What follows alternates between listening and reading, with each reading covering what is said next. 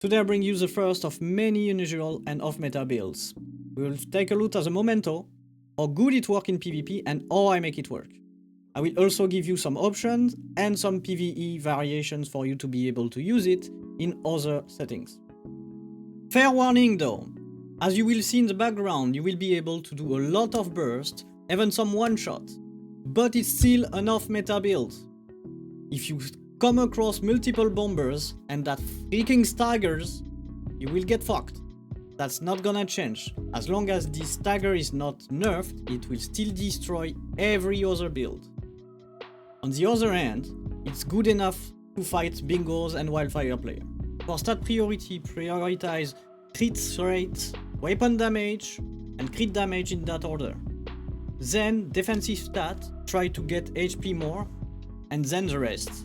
And last, one utility stat that could be useful but I don't have enough to test it, is to go into a lot of reload speed, because you will reload very often in this build.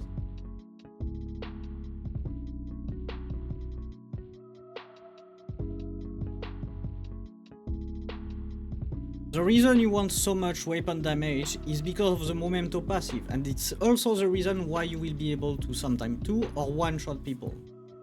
You have a chance to, in one bullet, use 2 actually of them, making 180% damage. But this is again augmented by weapon damage that is most usually not additive but multiplicative. It's the only stat that is like that.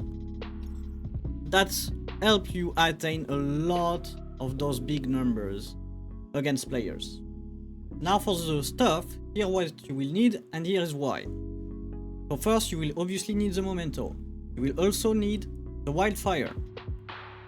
You need this wildfire with a boot of the ground, because when you mark with the wildfire and then shoot with something else, you will deal 30% more damage.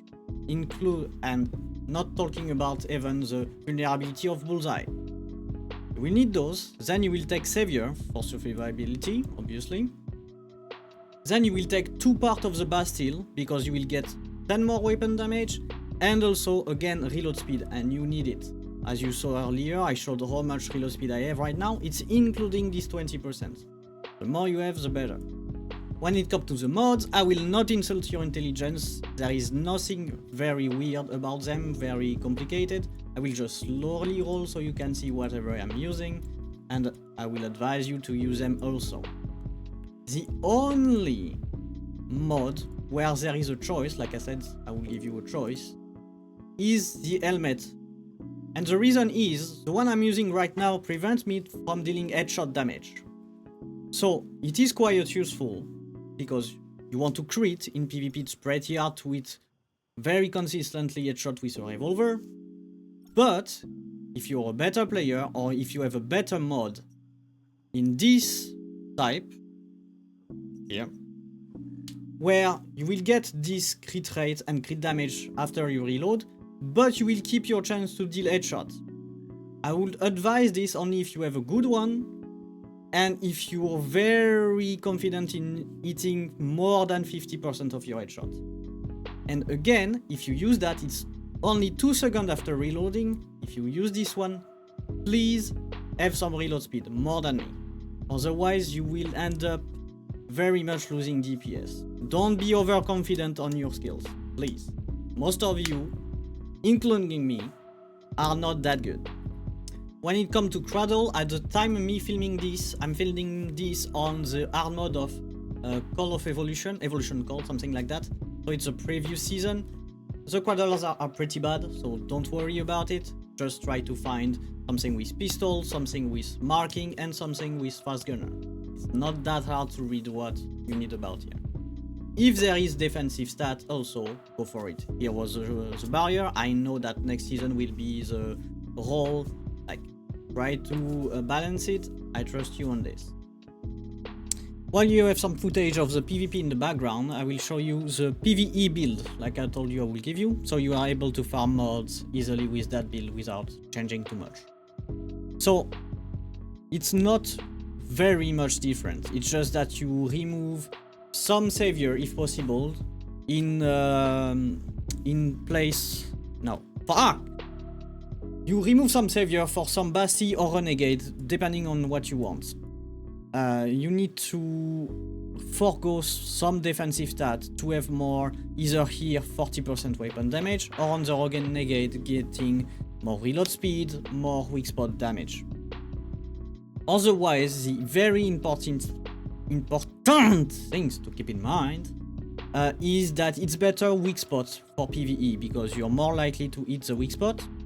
So you could go full weak spot if you know the boss has a weak spot that you can hit.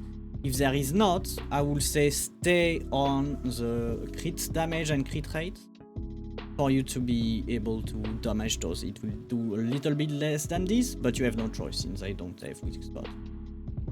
I let you keep looking at the mod another times.